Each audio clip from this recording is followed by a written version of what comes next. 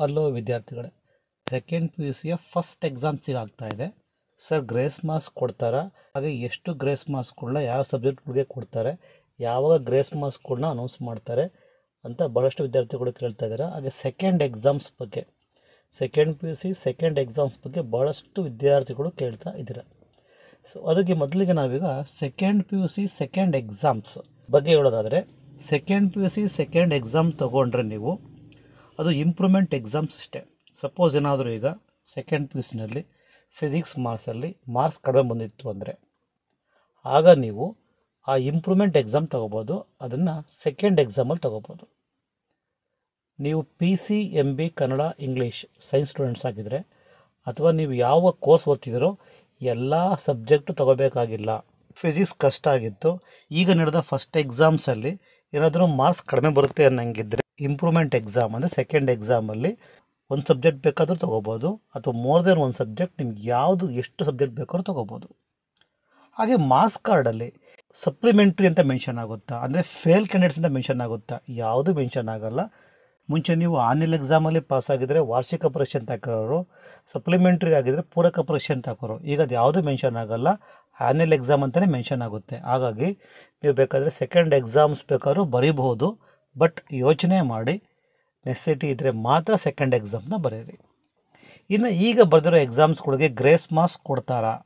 Grace marks ಯಾವುದಕ್ಕೆ ಕೊಡ್ತಾರೆ ಅಂದರೆ, ಗ್ರೇಸ್ ಮಾರ್ಕ್ಸ್ ಕೊಡೋದಕ್ಕೆ ಇಲ್ಲಿ ಕ್ರೈಟೀರಿಯಾಸ್ ಇದ್ದಾವೆ. ಸುಮ್ಮನೆ ಗ್ರೇಸ್ ಮಾರ್ಕ್ಸ್ ಕೊಡಲ್ಲ. ಏನಾದರೂ ಕ್ವಶನ್ ರಾಂಗ್ ಇದ್ದರೆ ಆಗ ಗ್ರೇಸ್ ಮಾರ್ಕ್ಸ್ ಕೊಡ್ತಾರೆ. ಗ್ರೇಸ್ ಮಾರ್ಕ್ಸ್ ಎಲ್ರಿಗೂ ಕೊಡಲ್ಲ. ಯಾರು ಅಟೆಂಪ್ಟ್ ಮಾಡಿದಿರೋ, ಕ್ವಶನ್ ನಂಬರ್ ಹಾಕಿರಬೇಕು ಅಥವಾ ಕೆಲವಕ್ಕೆ ಅಟೆಂಪ್ಟು ಮಾಡಿರಬೇಕು, ಒಂದು 2-3 ಸ್ಟೆಪ್ಗಳನ್ನ ಬರೆದಿರಬೇಕು, ಆಗಿದ್ದರೆ ಮಾತ್ರ ಗ್ರೇಸ್ ಮಾರ್ಕ್ಸ್ ಕೊಡ್ತಾರೆ. ಈಗ ಮುಂಚೆ ಆಗಿರೋ ಎಕ್ಸಾಮ್ಸ್ಗಳಲ್ಲಿ ನೀವೇನಾದರೂ ಕ್ವಶನ್ ನಂಬರ್ ಹಾಕಿಲ್ಲ ಅಥವಾ ಅಟೆಂಪ್ಟ್ ಮಾಡಿಲ್ಲ ಅಂದರೆ ಗ್ರೇಸ್ ಮಾರ್ಕ್ಸ್ ಕೊಡಲ್ಲ. ಅದಕ್ಕೆ ಮುಂದೆ ಬರೋ ಎಕ್ಸಾಮ್ಸ್ಗಳಾದರೂ ಏನಾದರೂ ನಿಮ್ಗೆ ಅಕಸ್ಮಾತ್ ಕ್ವಶನ್ಸ್ ಗೊತ್ತಿಲ್ಲ, ಅದರ ಆನ್ಸರ್ ಗೊತ್ತಿಲ್ಲ, ಮೇ ಬಿ ಅದೇನಾದರೂ ಔಟ್ ಆಫ್ ಸಿಲೆಬಸ್ ಬಂದಿರ್ಬೋದು, ಕ್ವಶನ್ ಆನ್ಸರೇ ಗೊತ್ತಿಲ್ಲ ಅನ್ನಂಗಿದ್ರೆ ಕ್ವಶನ್ ನಂಬರ್ ಬರೀರಿ, ಅದನ್ನು ಅಟೆಂಪ್ಟ್ ಮಾಡಿ.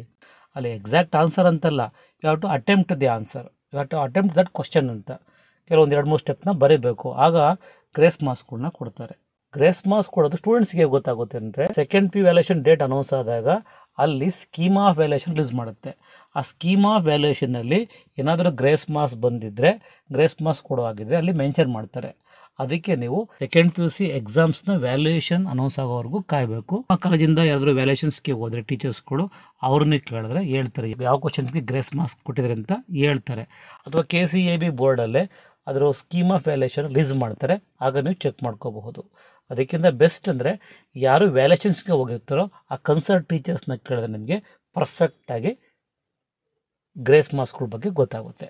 ಓಕೆ, ಇದಿಷ್ಟು second P U C grace marks ಬಗ್ಗೆ, ಹಾಗೆ second P U C second exams ಬಗ್ಗೆ ಮಾಹಿತಿ.